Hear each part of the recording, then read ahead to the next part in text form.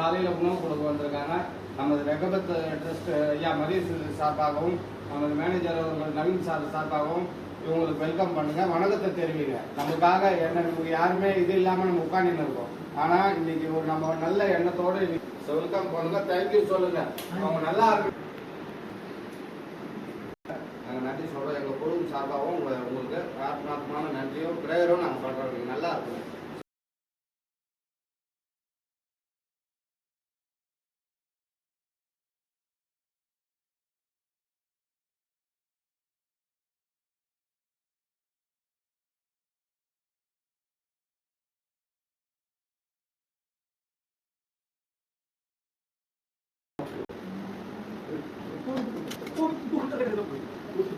Kami.